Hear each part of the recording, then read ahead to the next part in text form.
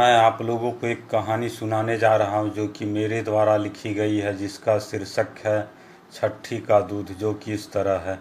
एक बूढ़ी अपने जीवन को कोस रही थी और ऊपर वाले से कह रही थी, सारे संसार के दुखों को मेरी झोली में ही डालना था तो मुझे क्यों जन्म दिया भगवान।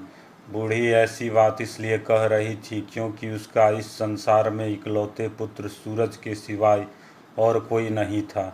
सूरज को जन्म से ही कोई न कोई बीमारी घेरी रहती, जिसके इलाज में बूढ़ी ने अपनी ज़मीन जायदाद तक बेच डाली। जब एक बार नुन्नू काकी ने यह दिलासा दिलाई कि चारों धाम की यात्रा करने पर सूरज की बीमारी ठीक हो जाएगी, तब बूढ़ी ने चारों धाम की यात्रा की, लेकिन कोई फ़ायदा नहीं हुआ। अपने पुत्र सूरज की बीमारी को देख बूढ़ी ने एक दिन पुत्र सहित मरने की सोची, इसलिए वह पहाड़ से कूदने जा रही थी। रास्ते में एक साधु को किसी अनहोनी की आशंका होने पर उन दोनों को रोका। जब बूढ़ी ने अपनी सारी बातों से साधु को अवगत कराई, तब इन सब बातों को बिल में बैठा एक दुखी सर्प ध्यानपूर्वक सुन रहा था। बातों का सिलसिला जारी था। तब साधु बूढ़ी से कह रहा था, छठ व्रत करते हुए सूर्य भगवान को प्रातःकाल दूध का अर्पण करते हुए फरियाद करने से दुखों से निजात पाया जा सकता है और छठ व्रत करने वाली की मनोकामना पूर्ण होती है। बिल में बैठा सर्प भी बूढ़ी की तरह अपनी संतान के दुखों के कारण दुखी था। बूढ़ी साधु को बताए सलाह अनुसार छठ व्रत करने लगी और सर्प छुप छुप कर रोज उसे देखा करता।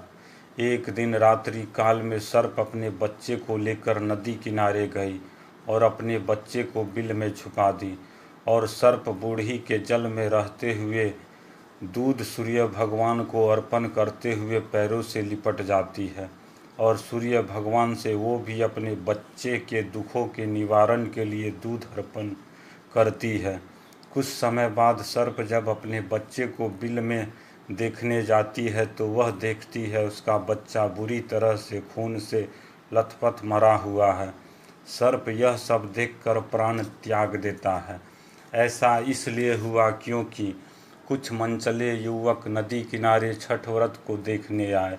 इन युवकों को शरारत करने की कुछ नहीं सूझी तो सर्प को बिल से निकालकर मारने की सूझी। इन युवकों में राज नाम का युवक सबसे आगे था। उसकी गलत करतूतों के कारण ऐसी घटना घटी। कुछ समय बाद राज को ब्रेन ट्यूमर हो जाती है। वो नशीलों पदार्थों का सेवन करता था। उसे कई दिनों तक अस्पतालों में रखा गया। डॉक्टरों ने नशीली पदार्थों पर पूर्ण रूप से पाबंदी लगा दी थी।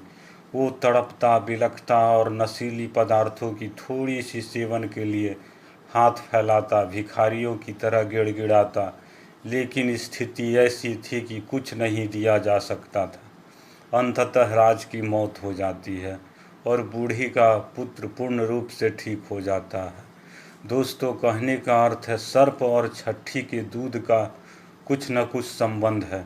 छठी के दूध का एक अर्थ यह भी होता है